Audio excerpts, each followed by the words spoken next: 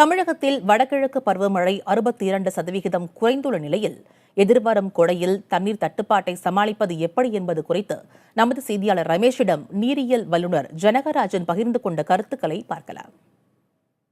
குடிநீர் பஞ்சம் குறிப்பாக ஜனவரியிலிருந்தே கூட குடிநீர் பஞ்சம் ஏற்பதற்கான வாய்ப்புகள் இருப்பதாக புள்ளிவிவரங்கள் தெரிவிக்கின்றனர். இது குறித்து பேசுவதற்காக நீரியல் வல்லுநர் ஜனகராஜன் நம்மளோட இருக்காங்க, அவங்க கூட பேசலாம். சார், இந்த கிரவுண்ட் வாட்டர், அதாவது நிலத்தடி நீர் என்பது சென்னை உள்ளிட்ட பெருநகரில் குறைந்திருக்கிறது.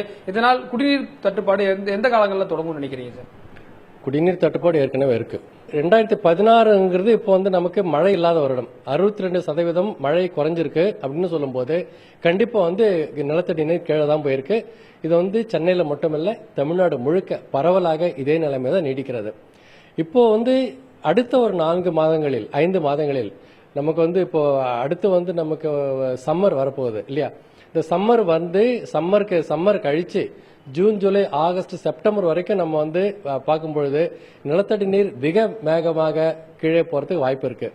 இதனால என்ன பாத்தீங்கன்னா, குறிப்பா கடலோர பகுதிகள் ரொம்ப அதிகமாக பாதிக்கப்படும். அதே மாதிரி வடக்கு மாவட்டங்களை பார்க்கும்போது கோவை, கோயம்புத்தூர், சேலம், ஈரோடு, திருப்பூர், நாமக்கல் அந்த இடங்கள்லாம் பாத்தீங்கன்னா ரொம்ப ரொம்ப மோசமா பாதிக்கிறதுக்கான வாய்ப்பு இருக்கு. இந்த தண்ணீரை பயன்படுத்துறதுல என்ன மாதிரியான சிக்கன நடவடிக்கைகளை மேற்கொண்டா தண்ணீர் பயன்பாடு குறைக்கிறது?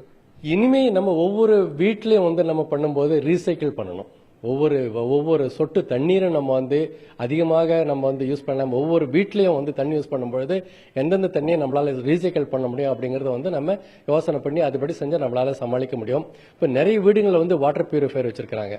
அந்த வாட்டர் பியூரிஃபையர் இருக்கிற இடத்துல பாத்தீங்கன்னா, அந்த வாட்டர் பியூரிஃபையர் நம்ம தண்ணியை வெளியில கொண்டு வருது. நல்ல தண்ணி ஒரு பக்கமும், அந்த எஃப்ளூயன்ட் வாட்டர் நம்ம வெளியில போகுது.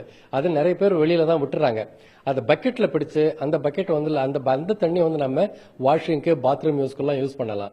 யூஸ்டு வாட்டர் இருக்கு பாருங்க, அந்த யூஸ்டு வாட்டர் எல்லாம் கூட நம்ம லான்க்கு இல்ல வாஷிங்க்கு அந்த மாதிரி பர்பஸ்க்கெல்லாம் யூஸ் பண்ணலாம்.